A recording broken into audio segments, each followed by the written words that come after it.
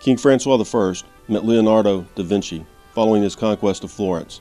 Florence seemed to get conquered a lot, and persuaded da Vinci to relocate to France. Francois provided Leonardo with the Chateau de Clos Luce, shown here. King Francois I was France's first Renaissance monarch. Before Francois, the education of French kings focused on governance and military matters.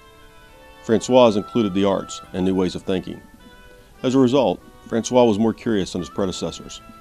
The Chateau de Clos Luce was connected to Francois's own Chateau d'Amboise by a 500-yard-long secret passage.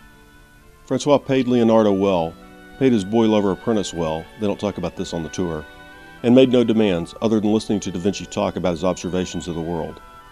Leonardo spent 3 years at Clos Luce, repeatedly dying in the arms of Francois I.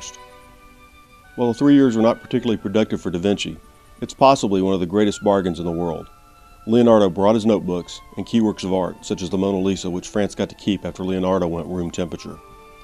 Leonardo was a rare genius. He was one of the world's all-time great artists.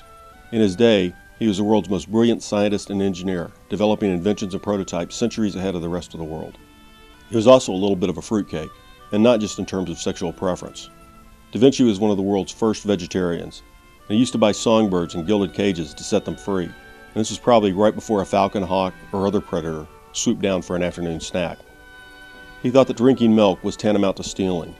He even painted the Last Supper with fruit and nuts because he couldn't imagine Christ and the apostles eating meat. Parts of Leonardo's life are really creepy, yet the fact remains that he was one of the greatest intellects of all time. Intellectually, he was the true Renaissance man. All the windows in Clos Luce were broken during World War II, except for the stained glass window for the chapel.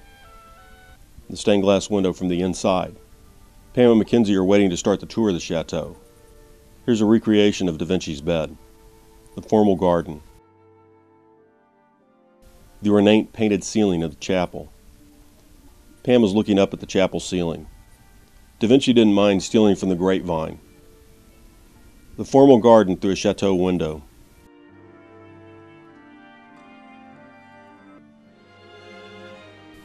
The chateau has several large tapestries remaining. In the basement of the chateau, there's a small museum of da Vinci's inventions, with scale models. In some cases, the originals or full-scale models can be found on the grounds of the Chateau de Clos Luce or Chateau d'Amboise. This shows a tank, a multi-barreled artillery piece. With the ability to raise or lower the elevation of this artillery piece, it became possible to direct fire with much greater accuracy. The world's first automobile.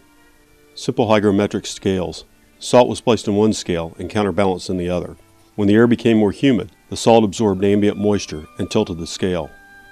This anemometer measures air velocity. The anemometer would be held against the wind and the metal strip would be blown back. The curved piece was a graduated scale. A transmission.